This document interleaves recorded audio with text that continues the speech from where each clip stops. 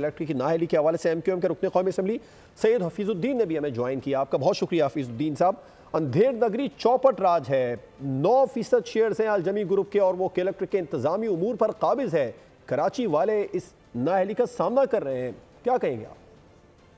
देखिए, असल इशू तो ये है कि हमारी फेडरल गवर्नमेंट जो आती रही हैं, जिन्होंने के इलेक्ट्रिक से सौदा किया और उसके बाद के इलेक्ट्रिक को इतना पाकिस्तान के अहम तरीन शहर उनके हवाले कर दिया।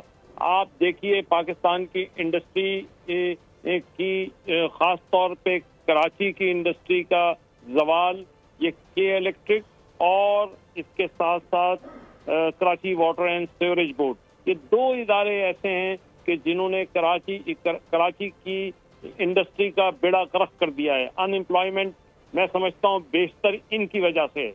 ये अपने आप को बचाना चाहते हैं, किसी सूरत में बच नहीं सकेंगे। अब हुकूमत पूरी तरीके से पैर टेक के इनसे बात कर रही है इनके इश्यूज पे। मेरी खुद की पैमरा से बहुत मीटिंग्स हुई हैं और हम रेगुलेटरी अथॉरिटी को भी सीधे रास्ते पे ला रहे हैं। अभी एक मैं छोटी सी मिसाल देता हूँ।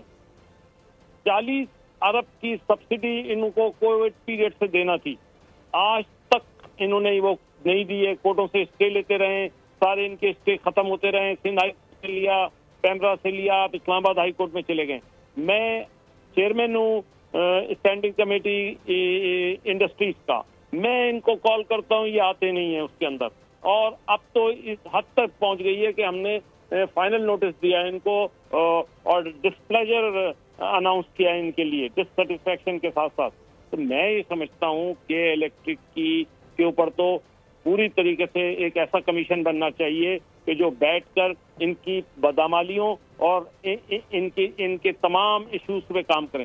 हम तो के इलेक्ट्रिक की इस वजह से भी ख्याल करते थे कि ये कराची बेस्ड एक इंडिपेंडेंट ऑर्गेनाइजेशन आई है, लेकिन मेरी फीलिंग ये है कि इस ऑर्गेनाइजेशन को सीधे रास्ते पे चलना होगा।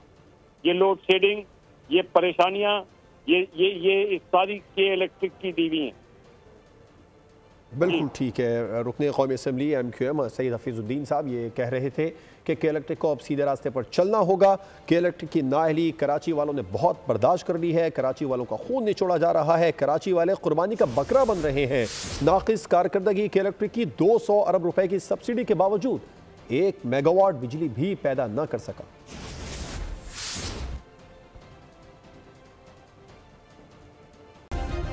सब्सक्राइब करें और बेल दबाएं ताकि कोई खबर रह न जाए।